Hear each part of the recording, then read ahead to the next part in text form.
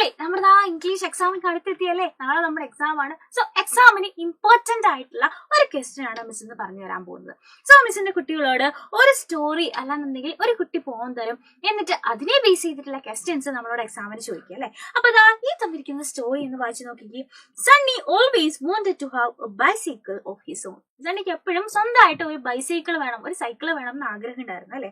But his father was not rich enough to buy one. പക്ഷേ അവന്റെ അച്ഛന് ഈ കുട്ടിക്ക് ഒരു സൈക്കിൾ വാങ്ങി കൊടുക്കാനും മാത്രമുള്ള സാമ്പത്തിക സ്ഥിതി ഉണ്ടായിരുന്നില്ല അല്ലെ.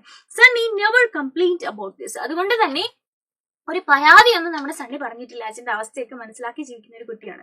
One day Sunny was on his way to school and then he saw a boy on a cycle. അങ്ങനെ ഒരു ദിവസം നമ്മുടെ സണ്ണി എന്താണ് സ്കൂളിലേക്ക് പോവാണ് അല്ലെ. പോകുന്ന വഴി ഒരു കുട്ടി സൈക്കിളിൽ പോകുന്നത് നമ്മുടെ സണ്ണി കാണുന്നുണ്ട്. While turning around a corner the cycle skidded and the boy fell down. അങ്ങനെ ഒരു വളവെത്തിയപ്പോഴേക്കും സൈക്കിൾ തെന്നിയിട്ട് ആ സൈക്കിളിൽ ഉണ്ടായിരുന്ന കുട്ടി താഴെ വീണു അല്ലെ. Sunny ran to him and helped him to get.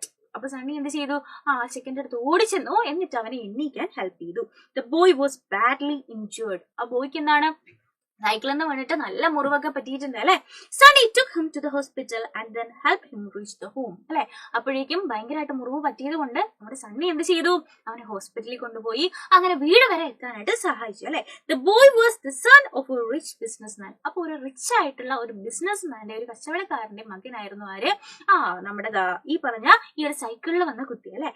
He gladly gave the cycle to Sunny as a present. അതുകൊണ്ട് തന്നെ അവൻ എന്ത് ചെയ്തു, ഒരു സമ്മാനമായിട്ട്, ഇത്രയും ഹെൽപ്പ് ചെയ്തത് കൊണ്ട്, ഹോസ്പിറ്റലിൽ കൊണ്ടുപോയത് കൊണ്ടൊക്കെ ഒരു സമ്മാനമായിട്ട് നമ്മുടെ ഈ ഒരു സൈക്കിൾ ആർക്ക് കൊടുത്തു, സണ്ണിക്ക് കൊടുത്തു.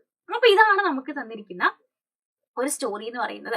അപ്പൊ ഇതുപോലെ എന്ത് ചെയ്യും, നമ്മളോട് എക്സാമിന് ഇതുപോലെ ഒരു സ്റ്റോറി തരും, അല്ലാന്നുണ്ടെങ്കിൽ ഒരു പോം തരും, എന്നിട്ട് അതിനെ ബേസ് ചെയ്തിട്ടുള്ള ക്വസ്റ്റ്യൻസ് ചോദിക്കും. ഈ question നോക്കിക്കേടാ.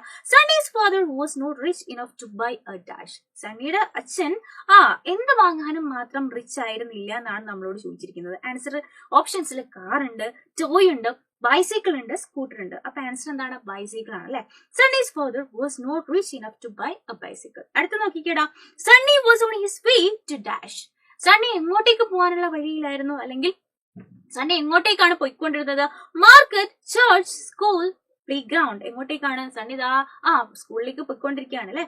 അടുത്തെന്താ, find out a word from the passage that means good hurt. Okay, അതായത് മുറിവ് പറ്റി എന്നർത്ഥം വരുന്ന ഒരു വേർഡ് പാസേജിൽ നിന്ന് കണ്ടുപിടിക്കുക.